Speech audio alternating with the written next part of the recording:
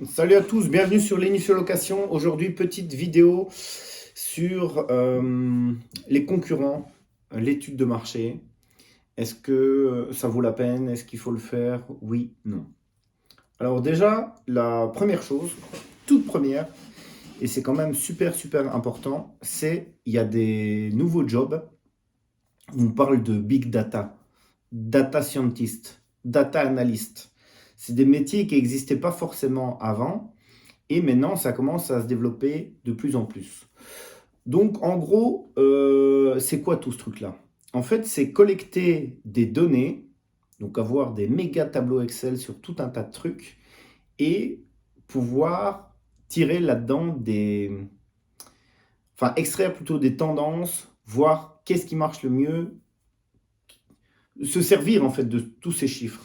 Alors là, vous pouvez me dire tout ce que vous voulez, c'est en place maintenant et c'est super important. Je ne sais pas si parmi vous, il y a des spécialistes là-dedans, data et tout ça, mais Google, Waze, tous des trucs comme ça, où au final, on a l'impression que c'est gratuit, mais ils collectent des données sur nous. Par exemple, en retargeting, Google, c'est ce qu'ils font, hein. Et je dis pas que c'est mal ou c'est bien, mais au final, c'est quand même moi, je trouve ça chouette quand même. Alors, il faut voir comment ils les utilisent et tout ça, mais en se disant, par exemple, si vous recherchez tout le temps des pommes, pommes rouges, pommes rouges, pommes rouges, que lui, à un moment donné, il vous met une pub pour, ah ben voilà, le kilo de pommes rouges, il est moins cher là, la qualité, elle est géniale. Donc, c'est le nouvel or, c'est l'or numérique, c'est les data. Donc ça, pour moi, c'est déjà une chose indéniable. Et avoir des données, c'est bien, mais savoir les traiter, c'est mieux. Alors, cette question découle aussi des débutants qui me disent: «Ah oui, comment, qu'est-ce que je dois faire par débuter, tout ça, quel véhicule, patati, où le mettre, patata, tatata». Ok. Déjà, une première chose, quand vous débutez, commencez doucement. Commencez pas à vouloir vous prendre la tête et à faire une méga étude de marché à 2000 euros. J'ai pas dit que c'est inutile, mais dans un premier temps, mettez pas ça. Commencez petit à petit avec votre véhicule personnel et débutez comme ça pour vous faire la main. Après, évidemment que c'est primordial de faire ça. Donc de nouveau, hein, vous voyez le paradoxe, hein. Au début, je vous dis c'est pas du tout important, mais au fil du temps, ça va devenir super important.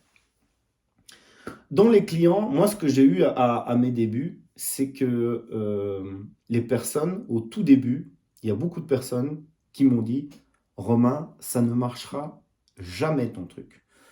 Moi, personne ne va louer ça. Et en fait, et il parlait, donc il disait: moi, jamais je ne louerai ce véhicule-là, j'en ai pas besoin, alors je l'achète et tout ça. Mais le truc, c'est que c'était pas lui l'avatar client en fait. C'était pas lui la cible.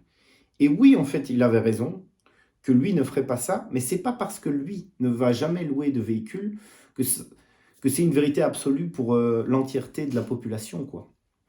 Et encore, bien que qu'il y en a certains qui m'ont dit ça, mais quand ils se retrouvent dans un souci d'entretien ou partir en vacances ou tout ça, ils reviennent quand même vers moi. Donc oui, alors, je ne louerai jamais chez toi était vrai, allez, on va dire 350 jours par an, mais il y a quelques jours par an où ils ont besoin de venir louer des véhicules chez moi. Donc ça, c'est le premier truc. Dans le type de clientèle, il y aura des gens qui ont un besoin précis, urgent, important. Exemple, ma voiture est tombée en panne, je dois aller bosser demain. Si ça arrive à quelqu'un, la personne, il va louer la voiture. Il va payer le prix, en fait. Et il va pas me dire: ah oui, mais c'est 5 euros plus cher, je l'ai vu. Ah oui, là, c'est 12 euros plus cher à Knock. Ah, mais non, ok, je vais faire les déplacements et tout ça. Non, il a besoin d'une voiture. Elle est là, à quelques kilomètres de chez lui. Il va venir la prendre. Il a besoin d'un véhicule 7 places pour partir en vacances. Ils ont des besoins précis, ils vont aller chercher. Quand, je sais pas, c'est un des besoins basiques aussi, hein, sur la pyramide de Maslow, là. Je sais pas si vous avez vu. Putain, ça y est, j'ai fait une pyramide. Les complotistes, ils vont dire: putain, je sais pourquoi il a réussi. Il est rentré dans une secte pyramidale et tout ça. Hein, il a fait une pyramide. Non. Allez voir la pyramide de Maslow, vous allez comprendre. Mais manger, dormir, se déplacer, c'est super important. Et donc, sans se déplacer, bah, c'est un besoin primaire. Ils ont un besoin précis, ils vont louer. Ok?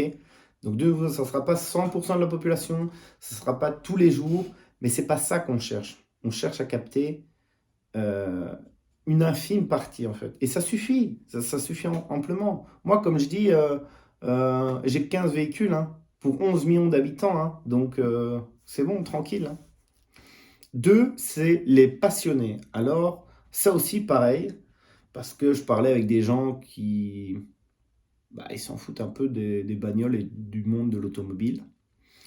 Et que ça soit telle marque ou une autre marque, euh, pour eux, une voiture, c'est une voiture, quoi. Mais il y a des gens, et bah, j'ai l'impression d'en faire quand même un peu partie, je suis prêt à payer parfois un peu plus cher pour rouler dans un véhicule ou que je connais, ou pour tester, ou parce qu'il est plus qualitatif. Parce que ça aussi, Kia, on dit ah oui, Kia, j'ai rien contre Kia, hein, d'autres marques et tout ça, mais les vendeurs là-bas, c'est oui, c'est en garantie, il a toutes les options, c'est magnifique. Mais alors pourquoi est-ce que Audi ou Lamborghini ou d'autres marques louent encore, enfin, vendent encore des véhicules? Si Kia, c'est génial, c'est moins cher, il y a toutes les options là, vous voyez? C'est comme ça. Par exemple, Citroën, c'est la voiture préférée des Belges. Ah ben, c'est comme ça. Donc ça, c'est le deuxième point. Et puis, on a aussi les erreurs, les flops, pardon, que vous allez connaître. Donc les flops dans la flotte.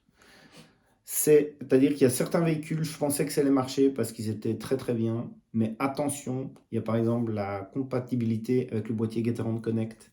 Et donc ça, c'est pas tout le temps évident aussi de ne pas se gourer là-dessus. C'est pour ça que moi j'en parle dans ma formation. Si vous voulez vous lancer, allez-y. C'est un raccourci en fait. Hein. Comme je le dis toujours, c'est de l'énergie potentielle et c'est toutes les erreurs que moi j'ai faites. Je vous condense ça pour permettre d'aller plus vite et ne pas faire ces mêmes erreurs. Donc voilà. Voilà un peu pour ce que je pense des data dans la location de voitures, de l'étude de marché et qu'est-ce qui est mis en place là-dedans. Si ça vous intéresse, les liens sont en dessous. Et il y a un parrainage lancé par Getaround jusqu'au fin du mois de mai, je pense. Donc n'hésitez pas, les liens sont en dessous. Et je vous dis ciao ciao.